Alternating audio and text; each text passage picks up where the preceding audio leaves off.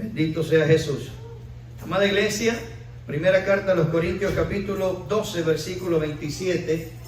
Y le damos gloria al Padre, al Hijo y a su Santo Espíritu. Y dice la Biblia: vosotros pues sois el cuerpo de Cristo y miembros cada uno en particular. Y a unos puso Dios en la iglesia. Amén.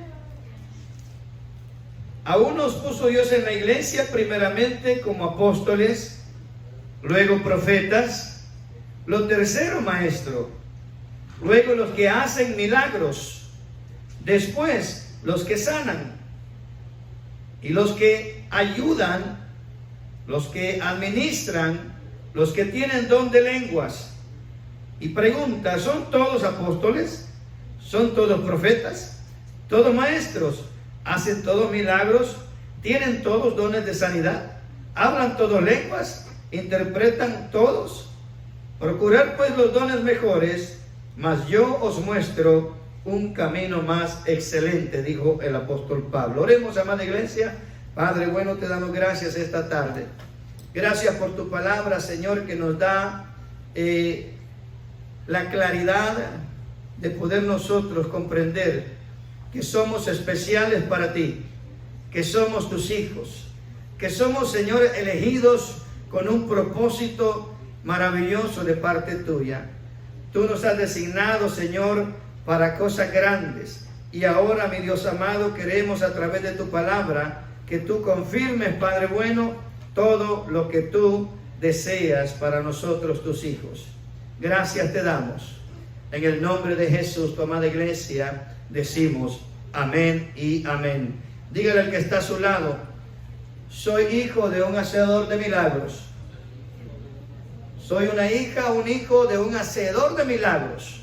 Y déjame recordarte, iglesia, que Dios es el mismo de ayer, de hoy y por los siglos. Y que Él no ha cortado el poder para hacer milagros. Él continúa haciendo milagros cada día. Y eso vamos a hablar esta tarde, amados, porque hoy en día parece que los milagros se han acortado en la iglesia. Y queremos avivar esa realidad que el Señor dice. Dígale al que está a su lado una vez más: yo soy hijo de un hacedor de milagros. Dígalos con convicción, con amor, dígale: tú eres un hijo del hacedor de milagros.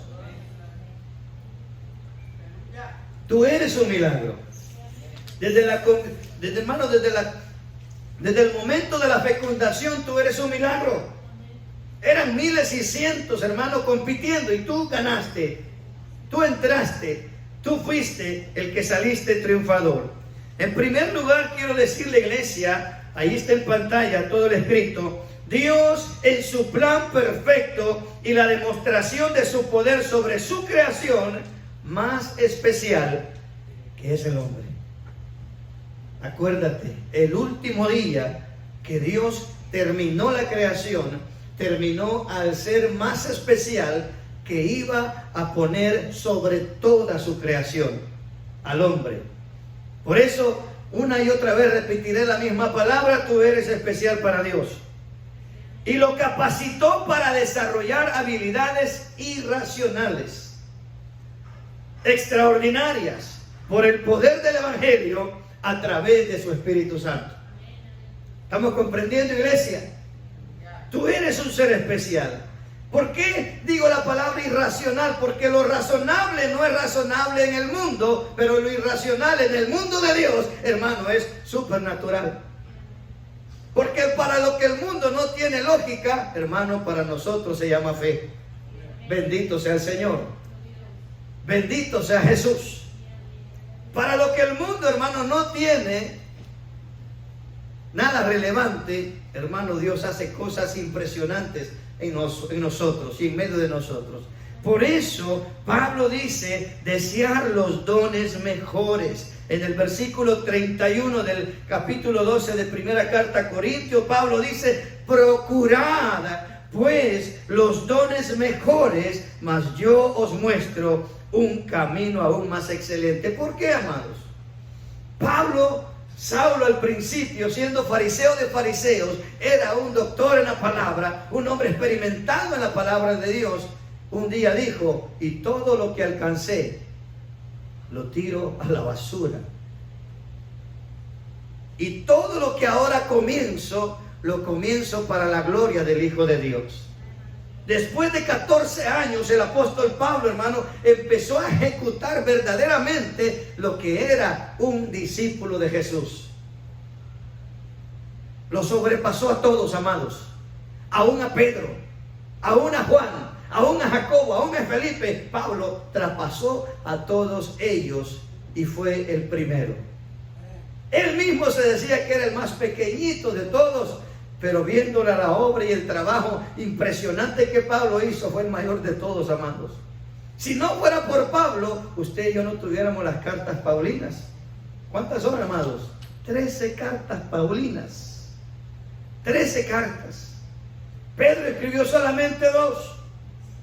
Juan escribió un evangelio y 3 cartas. Aleluya. Así sucesivamente, Pablo, hermano, rebasó a todos ellos. Me viene a mi mente cuando estaba Pablo, hermano, predicando, dice, allá en una de las provincias donde él predicaba, y estaba una mujer llamada Lidia, aleluya.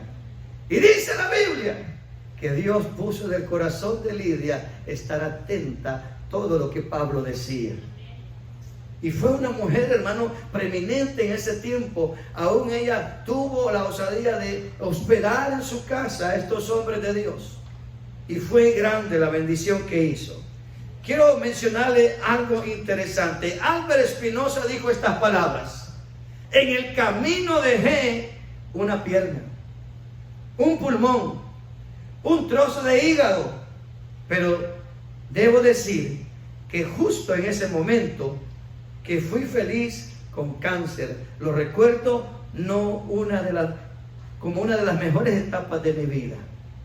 Oiga, qué tremendo, una persona que tuvo la experiencia de atravesar un cáncer, y él dice con una firmeza en su corazón: dejé una pierna, dejé un pulmón y aún un trozo de hígado. Pero ese tiempo fue la mejor etapa de mi vida. ¿Sabe por qué? Porque en esos momentos de dificultad es cuando verdaderamente conocemos al hacedor de milagros. ¿Usted cree que ese hombre con ese cáncer pudo haber sobrevivido? Humanamente no, pero Dios lo tiene todavía con vida. Bendito sea el nombre de nuestro Dios para siempre. Por eso la Biblia, hermano, habla cosas extraordinarias. Imagínese este versículo que usted conoce: y sabemos que los que amamos a Dios, todas las cosas les ayudan a bien a los que en esto, a los que conforme a su propósito son llamados. Dígale que está a su lado: Dios te llamó para glorificar tu vida en Él y para usar tu vida para impresionar y captar y ayudar a otros. Acuérdate, no estamos por casualidad aquí en la tierra. Dios te puso para ser, hermano, una extensión de la gloria de Dios aquí en la tierra. Pero necesitamos la fe, necesitamos esa fe. Jesús dijo estas palabras: de cierto os digo, que el que en mí cree. ¿Cuántos creemos en Jesús? Nomás 3, aleluya. ¿Cuántos creemos en Jesús? Aleluya, amén. Amados, jamás va a ser lo mismo creer en Jesús que creerle a Jesús. Y esta tarde el Señor nos está llamando a que le creamos a Jesús. Y Jesús dijo: al que cree en mí, dice, las obras que yo hago, Él las hará también, y aún mayores las hará, porque yo voy al Padre. ¿Dónde está Jesús en este momento? A la diestra del Padre. ¿Y qué está haciendo? Intercediendo por ti, intercediendo por mí. ¿Qué está haciendo Jesús, hermano? Peleando la buena batalla también como abogado delante del Todopoderoso. Por eso Él dijo estas palabras: el que cree en mí, las obras que yo hago, Él las hará también, y aún mayores hará, porque yo voy al Padre. En una ocasión dice la Biblia que los discípulos no pudieron echar fuera un demonio de un joven que estaba atormentado por un espíritu inmundo. Lo llevaron, y dice la Biblia que este joven no pudo ser liberado en ese momento. Pero llegó Jesús y al momento lo liberó, y los discípulos le preguntaron: Señor, ¿por qué nosotros no pudimos liberar a ese joven? ¿Se acuerdan qué respondió el Señor? ¿Qué respondió Jesús? Por vuestra poca fe. ¿Sabe? Una de las cosas que está pasando en la iglesia hoy en día es la falta de fe. La gente, hermano, en las iglesias, gloriamente, usted no, ¿verdad? Estamos aquí en la casa de Dios y eso es una bendición grande. Pero mucha iglesia, muchas personas que se autodenominan iglesia de Dios, están dudando en el poder de Dios. Y eso se llama blasfemia. No podemos blasfemar contra Dios pensando o dudando que Dios no tiene el poder o la autoridad para hacer algo. El problema está en nosotros, amada iglesia, que queremos las cosas en el momento que las pedimos. Pero el tiempo de Dios es perfecto, el tiempo de Dios es absoluto. La soberanía de Dios, hermano, trasciende todo entendimiento humano. Dígale al que está a su lado: tu vida está en la voluntad absoluta de Dios. Tu vida no depende de un doctor, tu vida no depende de una medicina, tu vida depende de aquel que dio la vida, de aquel que tiene el poder para darla y quitarla. En Él tenemos que poner nuestra confianza y esperanza. Jesús dijo: en el mundo vas a tener aflicciones. Aflicciones del alma, aflicciones, pensamientos, aflicciones en nuestro cuerpo. Jesús las pasó, hermano, pero hay momentos que la iglesia piensa de que nosotros somos intocables, que nosotros somos invencibles. Cuidado con ese pensamiento. El Señor permitió que el diablo tocara a Job. Dios permitió y le dio permiso al diablo que le pusiera una enfermedad terrible, que acabara con todos sus bienes, que, hermano, destruyera a su familia. ¿Quién podría creer en un Dios así? Mas sin embargo, Job, su fe plantada y puesta en el Dios de los cielos, dijo: Jehová me dio, Jehová quitó, bendito sea su nombre. ¿Quién va a poder tener la capacidad para decir eso en medio de la angustia, en el medio del dolor, en medio de la enfermedad? Sabemos por la Biblia que aún este hombre, en medio de tanto proceso, dijo: maldito el día que yo nací, dijo. No lo digo yo, lo dice la Biblia.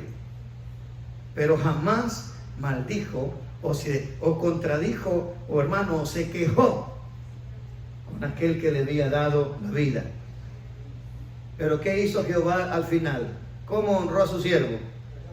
Le dio el doble, le dio el doble, le dio el doble, le dio el doble. Bendito sea el Señor. Ahora Jesús está desafiando nuestra fe y dice: el que cree en mí, las obras que yo hago o las obras que seguiré haciendo, también usted las puede hacer.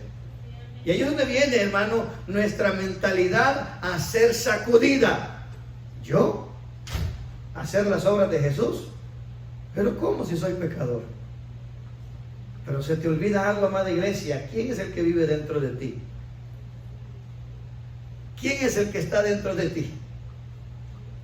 ¿Qué nos dice la Biblia? Que el día que tú y yo aceptamos y recibimos a Cristo en nuestro corazón, fuimos sellados con el Espíritu Santo de Dios. Pero es que a veces no lo siento, pastor.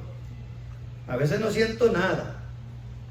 Amados, la Biblia me enseña que tengo que buscar la llenura del Espíritu Santo cada día. Cada día.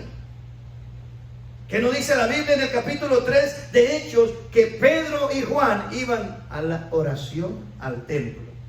Los apóstoles iban a buscar la llenura del Espíritu Santo. ¿A dónde? Al templo de Hermosa. Aleluya. ¿Y tenían que hacer eso? No, pero ellos querían estar en el templo. Desde la dispensación de Cristo, hermanos, podemos encontrar su gloria y su presencia en todo lugar. En el trabajo, en la casa, en el carro, hermano. Pero el Señor desea que le creamos que Él está más que dispuesto a usarnos para hacer cosas grandes. La incredulidad, hermano, es un pecado de muerte. Y es que eso por ahí, dígale, carne no me vas a ganar. Y es que se diga, esta carne no me va a ganar. Porque el enemigo número uno que tú y yo tenemos es esta carne. Le echamos toda la culpa al diablo y le dice, ¿por qué solo a mí me echan la culpa? ¿Por qué no son responsables? Y dicen no cuando yo les pongo la tentación. No, pero ahí van derechitos. Cuando... Él pone la tentación, pero ¿quién toma la decisión? Nosotros. ¿Qué nos dice Santiago capítulo 1 verso 12? Bienaventurado el varón, la persona, hombre y mujer, que soporta la tentación, porque cuando haya pasado la prueba, recibirá la corona de vida que Dios ha prometido a los que le aman. Apocalipsis, Jesús advierte a través de su siervo que la incredulidad es un pecado de muerte. Pero los cobardes e incrédulos, que son primos hermanos, dígale, yo los rechazo esos dos en el nombre de Jesús. Yo rechazo esos dos en el nombre de Jesús. En primer lugar, yo no soy cobarde y tampoco soy incrédulo. Aleluya. Rechaza esos dos. Yo no soy cobarde ni incrédulo. Yo los rechazo en el nombre poderoso de Jesús. Por eso tenemos que comprender que el Señor desea usar nuestra vida para hacer milagros. Regreso a donde empezamos. Mire lo que dice ahí. Bendito sea el Señor. Vosotros pues sois el cuerpo de Cristo. ¿Lo estamos creyendo? Una cosa es decirlo. ¿Lo estamos creyendo que somos el cuerpo de Cristo? Y entonces, ¿por qué vivimos como que no lo fuéramos? Aleluya. Vosotros sois el cuerpo de Cristo. Miembros cada uno en particular. Uno es mano, otro es pie, otro es ojo, otro es boca, otro es nariz. Aleluya. Por eso al principio puse esta proyección, amados, para que usted y yo podamos comprender algo. Usted tiene armas poderosas que usted las puede agarrar de este libro. Las armas de nuestra milicia no son humanas, son poderosas en Dios para derribar fortalezas. ¿Dónde dice eso, pastor? 2 Corintios, capítulo 10, versículos 3, 4 y 5. Mire, el poder de la palabra, hermano, nos ayuda a tener una visión conforme a la de Dios, un oído conforme al de Dios, un olfato como el de Dios, un tacto como el de, un gusto como el de Dios. ¿Por qué? Porque su espíritu está en nosotros. Y Él nos da, hermano. Mire, ¿cómo cree que cae aquel que tiene problemas o prejuicios de la glotonería? Ay, huele rico eso. Ay, vamos. Aleluya. Y cuando sentimos ya estamos comiendo más de la cuenta. Y ahí está, hermano, el olfato. Aleluya. ¿Sabe que Satanás hasta por ahí ataca? Señor, me voy a comprometer contigo que ya no voy a comer carbohidratos, Señor, hoy solo puro verduritas. Y de repente el pan dulce, ¿verdad? El café, ay, ay, santo. Y cuando menos sentimos, ya tenemos el pan con el café ahí. Aleluya. ¿Me sabe algo, pastor? No, es que a mí también me ataca así, aleluya. Aleluya. Y después dice, el gusto, mire. Qué rico. No somos así. Mire, si no fuéramos hispanos, hermano, no nos gustaría el pan con café.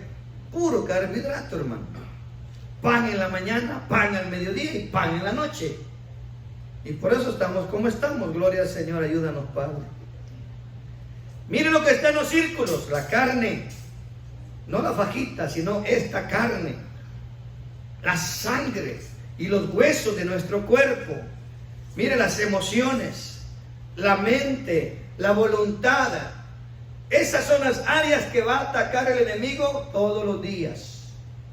24 horas al día. 7 días de la semana. ¿Y dónde empieza? Por la mente y por los ojos. La vista, la mente. Por eso tenemos que tener, hermano, nosotros conocimiento de las artimañas del enemigo para que podamos vencer y así experimentar al Dios de milagros cada día. Imagínense cuando somete su voluntad. Déjenme ver si encuentro un video que quiero compartirles, aleluya. Este video, hermano, lamentablemente, humanamente o humanos como somos, se apega a los estandartes que a veces nosotros mismos pasamos. Déjenme ver si lo puedo transferir aquí rápidamente, aleluya. Dele gloria a Dios. Ahí está. Apágame la luz allá, hermano. Como acostumbra suceder, yo les preguntaré por el color de la carpeta y ustedes me dirán rojo. ¿Estamos? Fíjese bien. Voy a retrocederlo un poquito. La carpeta es verde, ¿verdad? Mire cómo ataca el enemigo a la mente. ¿Qué color es esta carpeta? Verde. Si algún alumno llega tarde a clase, como acostumbra suceder, yo les preguntaré por el color de la carpeta y ustedes me dirán rojo. ¿Estamos? Tarde, pero paso.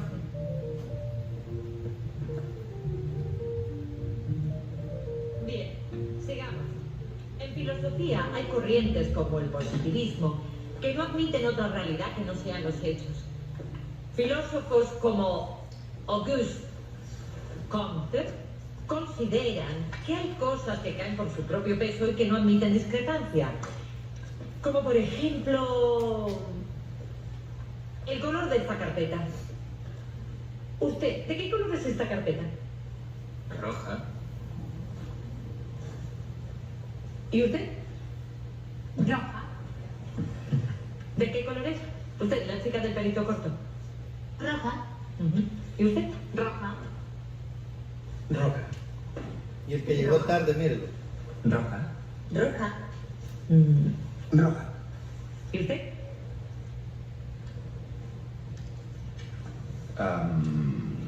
Roja.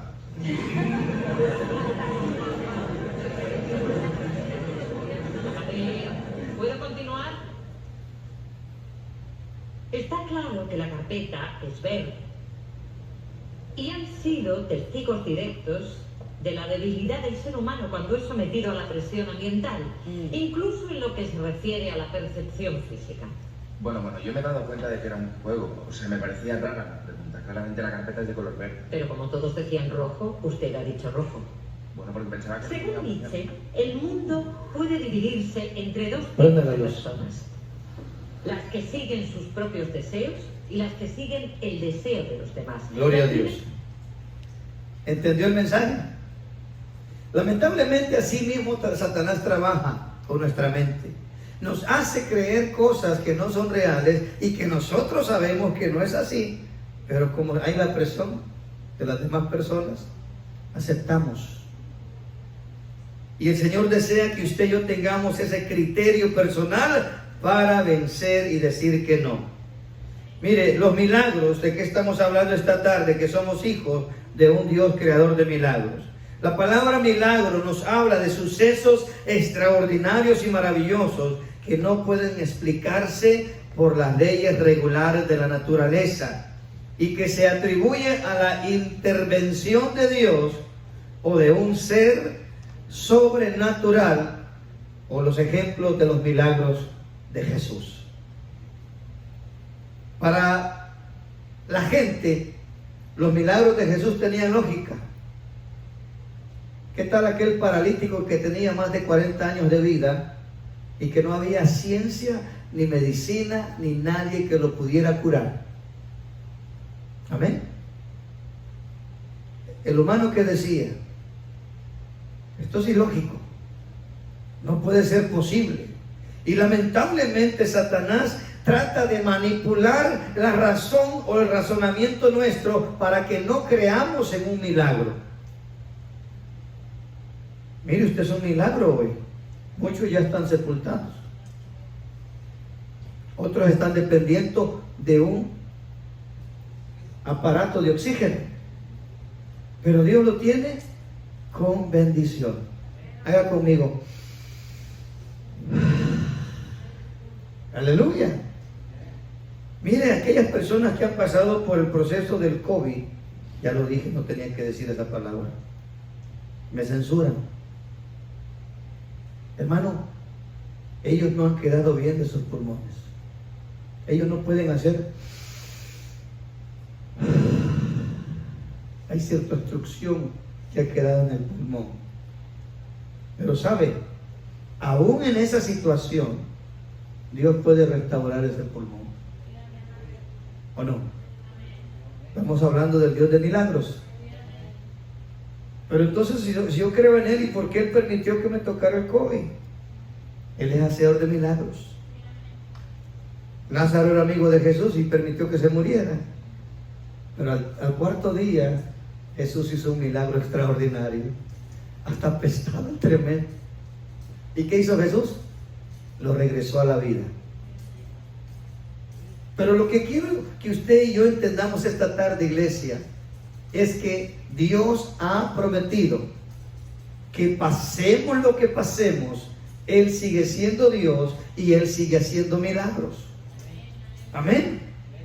Por eso Jesucristo, el hacedor de milagros, nos deja en la escritura, lea conmigo en pantalla, y llegaron en el día de reposo y comenzó a enseñar en las sinagogas, y muchos oyéndole se admiraban y decían: ¿de dónde tiene estas cosas? ¿Y qué sabiduría es esta que le es dada? Y estos milagros que por sus manos son hechas. ¿Por dónde? ¿Y qué dijo el Señor que íbamos a hacer nosotros? Y estas señales seguirán a los que creen. Pondrán las manos en los enfermos y sanarán. Dígase usted misma: el Señor quiere usar mis manos. El Señor quiere usar mis manos. El Señor quiere usar tus manos, iglesia.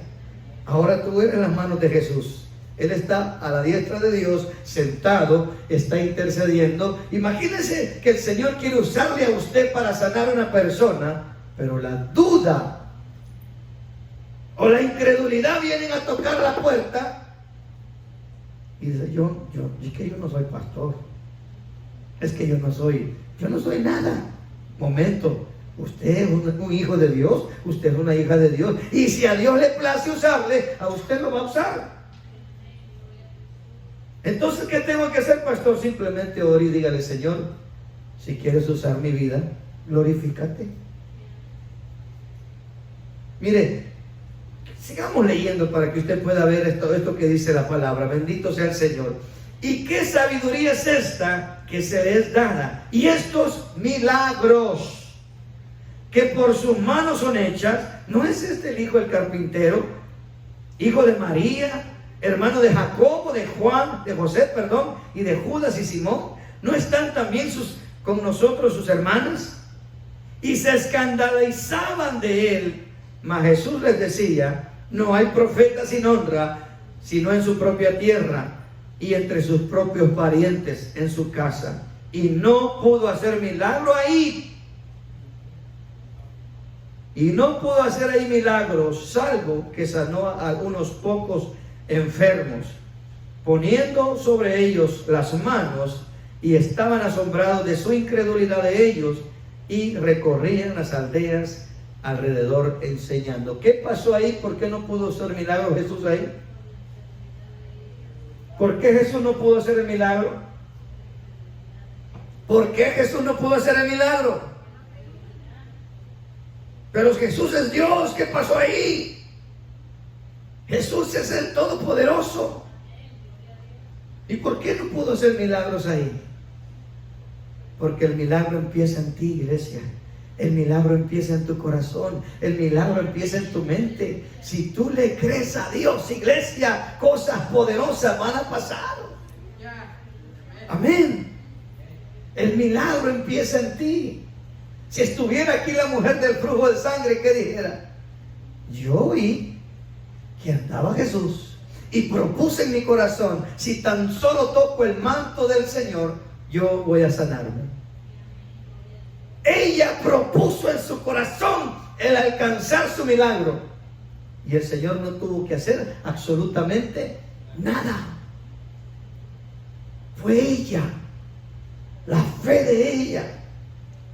Y lo que más me impacta, iglesia, que esa mujer había sido rechazada, despreciada, porque la ley de Moisés la condenaba a que era una mujer impura, una mujer sucia.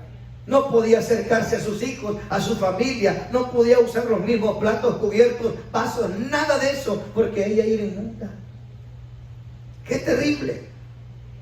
Mas sin embargo, ella no le importó lo que decía la gente. Ella puso su mirada en Jesús. Yo me voy a alcanzar mi milagro. Y empezó a meterse entre la gente porque multitud seguía a Jesús. Imagínense la gente diciéndole: sucia, vete para tu casa, apártate. Mas sin embargo ella no escuchó las voces de los demás. Ella seguía frente a su milagro. Alcancemos el milagro, iglesia. Bendito sea Jesús. Una de las cosas que el Señor dejó escrito a saber de sus siervos en Santiago 5 dice: ¿está alguno enfermo entre vosotros? Llame a los ancianos de la iglesia, oren por él ungiéndole con aceite en el nombre del Señor, y la oración de fe salvará al enfermo y el Señor le levantará, y si hubiere cometido pecados se le serán perdonados. Una de las cosas que estorba un milagro es el no arrepentirnos. Una de las cosas que no puede el Señor hacer nada es cuando hay pecado en nuestro corazón y no queremos arrepentirnos de ese pecado. Porque dice: confesad vuestras ofensas los unos a otros y orad unos por los otros para que seáis sanados, porque la oración eficaz del justo puede mucho.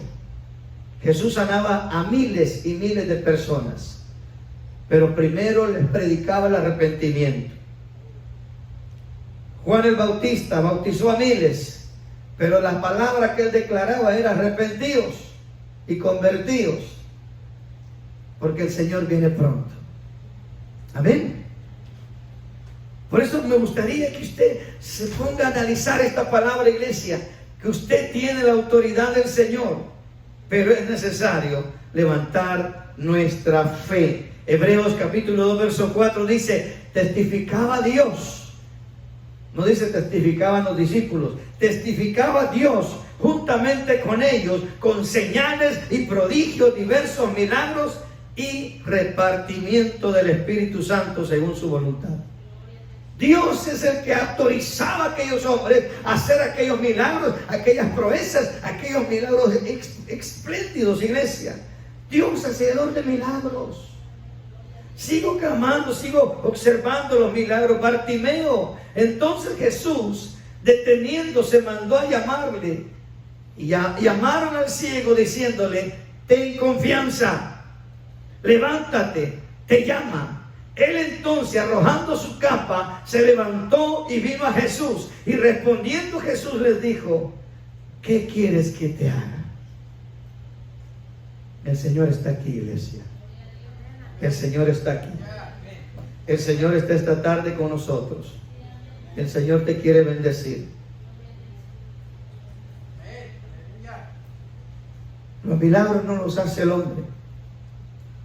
Por eso en esta tarde, amada iglesia, sé que ha venido conflictos mentales, emocionales en este momento. El enemigo, hermano, se molesta cuando empezamos a hablar del Dios hacedor de milagros. Porque el Señor liberta, el Señor transforma, el Señor hace milagros hasta el día de hoy. Y Él quiere bendecirnos esta tarde, iglesia. Me gustaría que a través de lo que hemos escuchado esta tarde, póngase de pie, vamos a adorar al Señor un momento. Porque a eso hemos venido esta tarde. Hemos venido a recibir bendición del Dios de los cielos. Hemos venido a recibir bendición del Dios que todo lo puede. Oh poderoso Dios, te rogamos esta tarde, Señor, que tu palabra tome la posición la cual tú has establecido. En el nombre de Jesús, Señor, reprende todo aquello que se está moviendo en este momento en los aires. Reprende, Señor, toda opresión espiritual. Reprende, mi Dios, todo pensamiento de derrota, todo pensamiento, oh Señor, de duda, todo pensamiento, mi Dios, de incredulidad. Porque tú has puesto tu poder, tu espíritu, tu palabra en nosotros. Y es tiempo, Señor, de movernos al nivel espiritual que tú has establecido para tus hijos. Oh, que nos movamos en la atmósfera divina, en el poder de tu presencia. Por eso en esta tarde, mi Dios, usa tu palabra. Usa, Señor, todo lo que tú harás para cada uno de nosotros. En el nombre de Jesús. En el nombre de Jesús, papá.